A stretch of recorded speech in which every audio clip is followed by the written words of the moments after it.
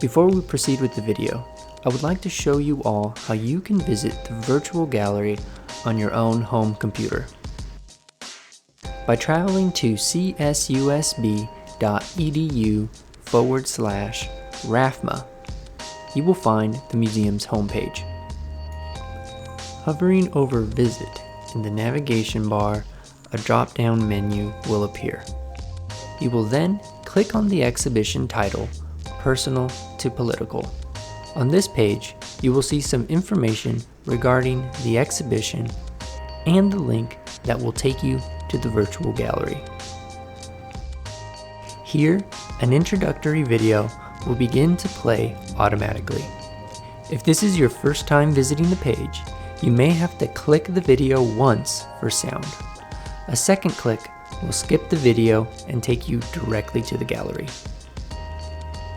Here, you will be able to peruse the gallery at your own leisure. You can change your viewpoint by clicking and dragging the gallery. Clicking the icons on the floor or highlighted doorways will allow you to move through the gallery. Hovering over a work will show you the label information for that piece, and clicking on the work will bring up the high-resolution image for that piece, allowing you to appreciate the work and all of its details. All elements from today's virtual event will also be available in this virtual gallery. I highly encourage you to visit the virtual gallery and appreciate the work at your own pace. Should you have any questions or need assistance with the virtual gallery, please do not hesitate to contact RAFMA staff.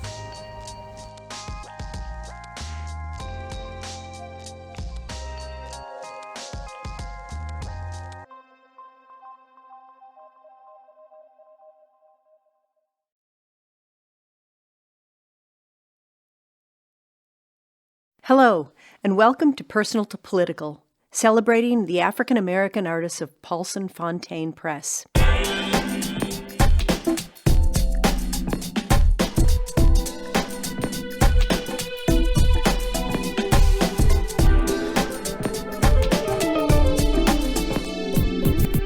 I'm Carrie Lederer, curator of this exhibition and curator of exhibitions and programs at the Bedford Gallery in Walnut Creek, California. For over 20 years, Paulson Fontaine Press has maintained a long tradition of supporting both established and underrepresented artists. You are about to see the work of 14 different artists who have captured the personal narratives and political battles of African Americans across the country. These artists reflect a collective experience, expressed in unique ways. This powerful exhibition of figurative and abstract work channels the human experience from yesterday and today and boldly presents ideas about history, slavery, identity, spiritual inspiration, and more. A quick note about prints in general. Prints are not a carbon copy of a previous artwork. To produce these prints, each artist physically etches or chemically alters the plates they're working on. It may resemble their other work, but the result of the printing process in the printing studio is unique to that moment in time. We'd like to thank Pam Paulson and Ria Fontaine for their collaboration and for generously lending us their prints to the exhibition. Throughout the show, you may also spot original artworks, including the quilts by the Artist Collective with deep Southern roots, the Gee's Bend Quilters. I hope you enjoyed the show.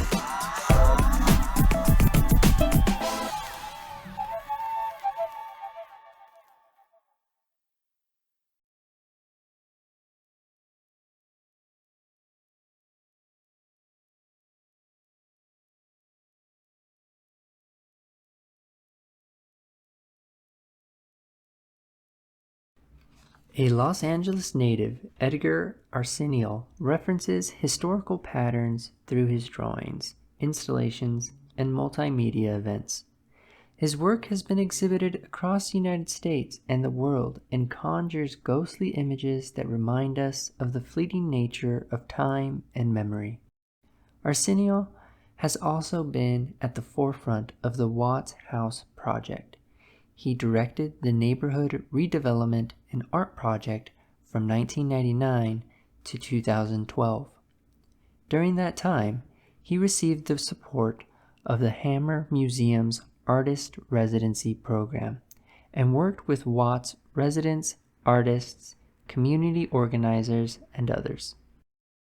His series, Beyond the Great Eclipse, explores a moment in Watts' history that obscures all of its past, present, and future. The architectural artifacts that dot the forefront of these prints show a perspective from the underside of the Watts Towers and the adjacent houses along 107th Street. The spiraling effect of artifacts against imagery from the Los Angeles riots create a visual parallel between the personal and the political.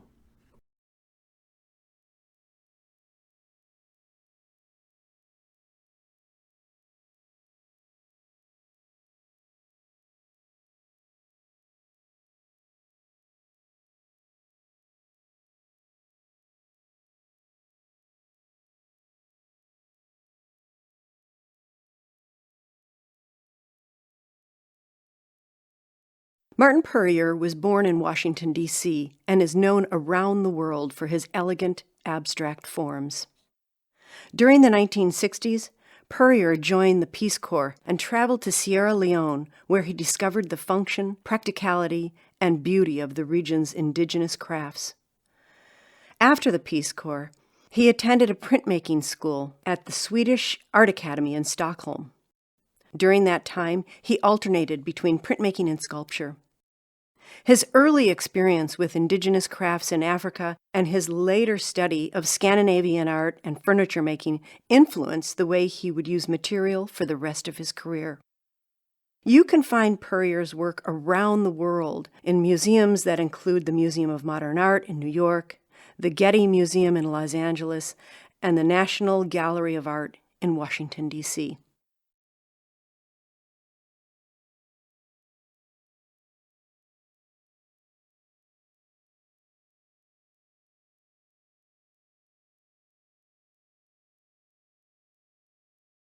Radcliffe Bailey was born in Bridgeton, New Jersey, and grew up in Atlanta, Georgia, where he lives and works today.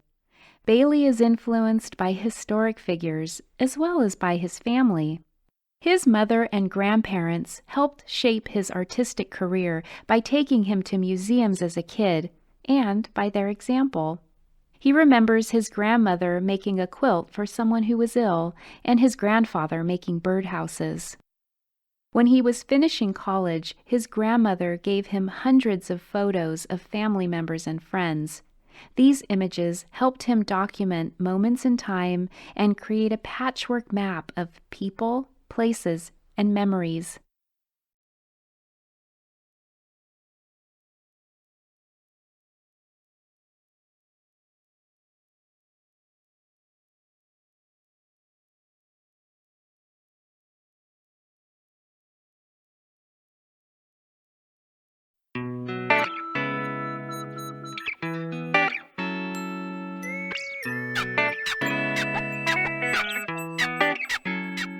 David Huffman was born in Berkeley in 1963 and grew up in an activist family.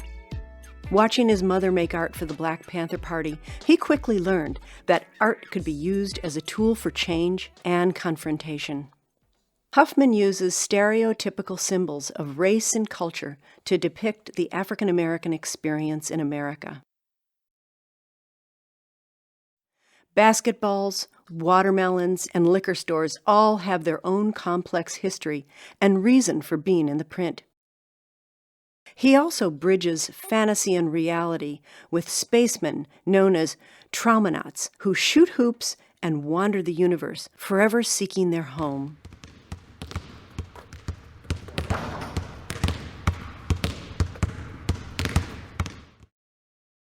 The pyramid and the basketball may seem like an unlikely combination, but they are both rooted in blackness and black ideology.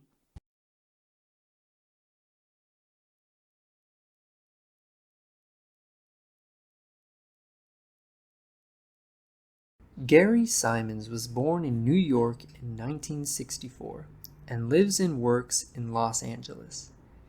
He has primarily worked as a painter, though he is also known for his erasure drawings that use a smearing technique, giving his work a ghostly ambiance. Some might say his imagery appears to be on fire.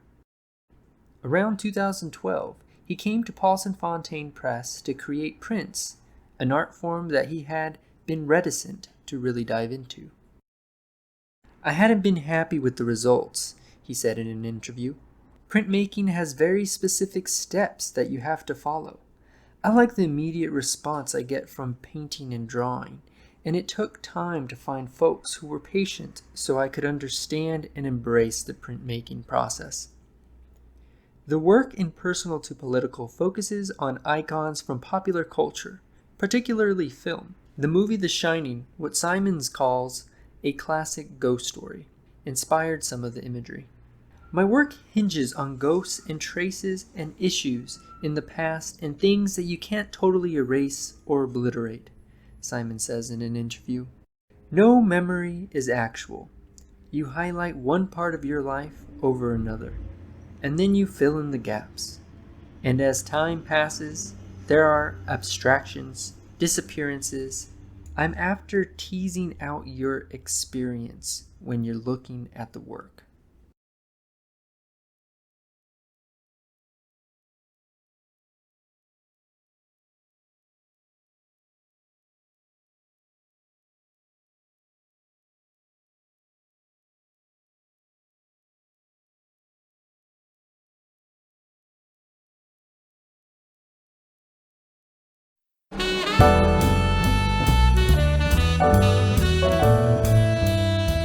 Lonnie Hawley was born in Birmingham, Alabama, the seventh of 27 children. His art career started when his sister asked him to carve the tombstones for two of her children who were killed in a fire. Hawley's life has been deeply impacted by personal tragedy, and he has embraced art as a means to cope with it all. He expresses his personal pain through his art and also explores broader themes of inequality, slavery, religion, and African American history. As you can see from his sculptures here, he can make art from anything. Twisted metal, discarded blocks of wood, everything has a place in Hawley's work. You can find Hawley's artwork in museums across the United States, including the American Folk Art Museum in New York and the DeYoung Museum in San Francisco.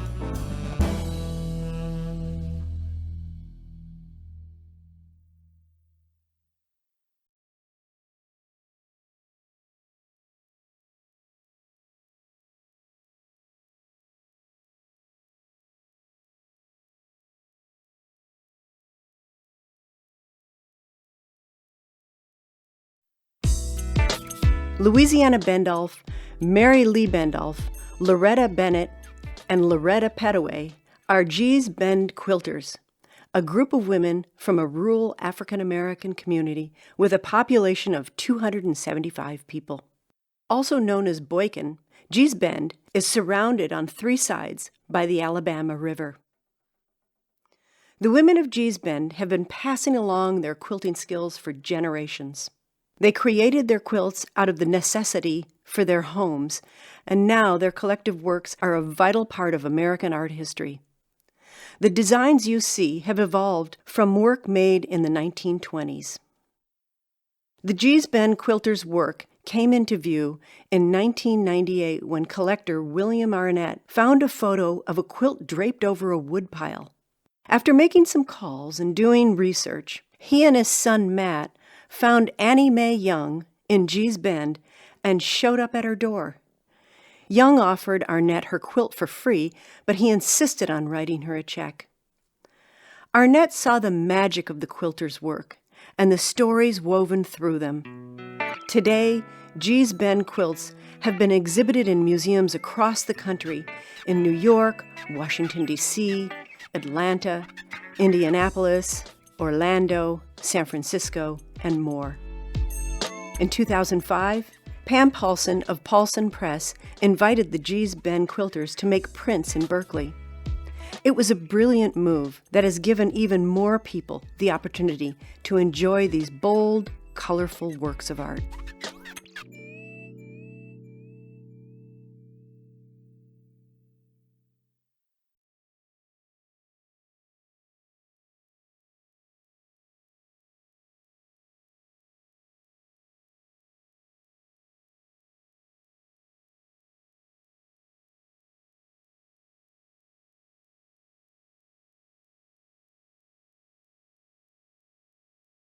Lava Thomas was born in Los Angeles. Her work is influenced by themes of social justice and feminism, as well as history in the making.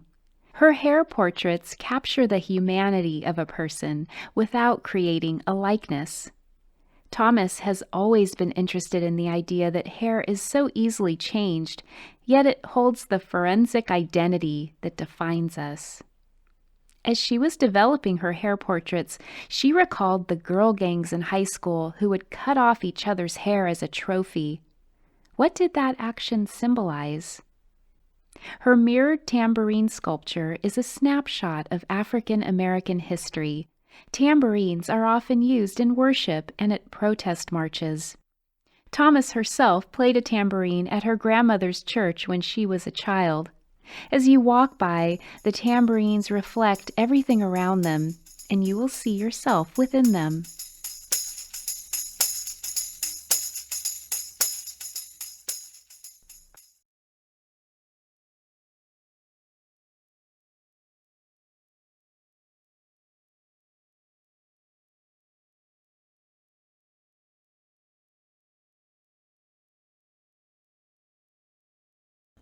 Kerry James Marshall was born in Alabama in 1955 and grew up in Watts, Los Angeles.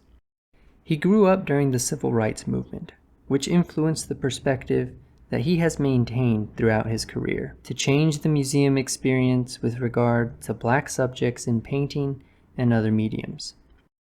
Marshall's work delves into the history of African American identity. He explores political themes and also focuses on Western art and its absence of Black subjects. His paintings bring people who have previously been invisible to the forefront: the African American woman, artist, master, and actor.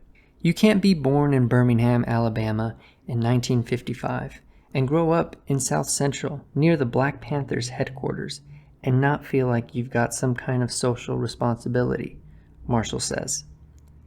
You can't move to Watts in 1963 and not speak about it. That determined a lot of where my work was going to go.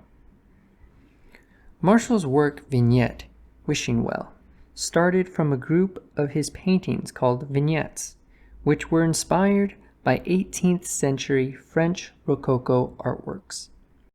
There were many aspects of these Rococo works that intrigued Marshall. They have been negatively characterized as frivolous and blissful, but their popularity among viewers had endured, and Rococo paintings rarely included Black people. If they did, those figures were in the background, not the focus of the narrative. I started making the central characters in these narratives Black characters, because a lot of Black people want to see themselves in that kind of fantasy too, where at least there is something positive, something satisfying about their relationships and interactions with each other, Marshall says.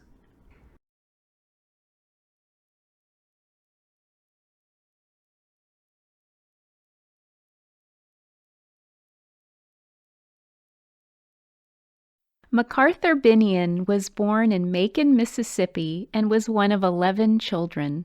He was born on a cotton farm, and the imagery of meticulous fields influenced the visual language you see here.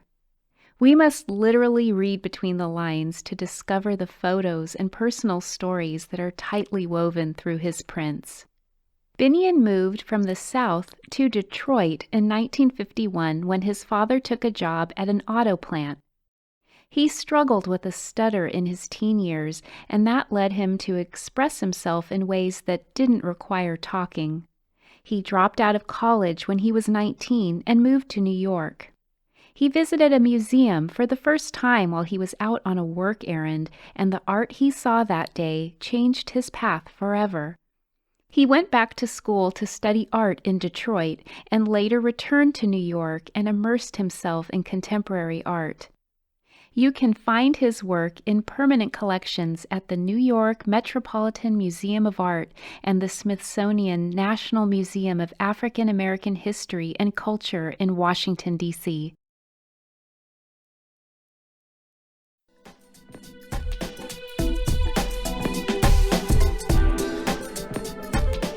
We hope you enjoyed the tour. If you'd like to learn more about Paulson Fontaine Press and the artists here, please visit bedfordgallery.org to purchase a catalog. Personal to Political is a nationally traveling exhibition and was organized by Bedford Gallery in Walnut Creek, California. A list of venues and dates are available at bedfordgallery.org. Thank you for visiting. Music and audio editing by Bill Bentley Productions.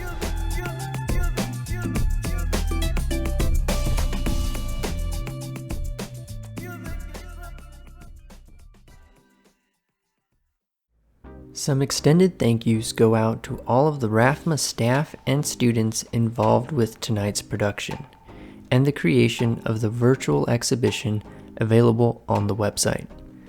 Please enjoy this exhibition at greater length at csusb.edu/RAFMA.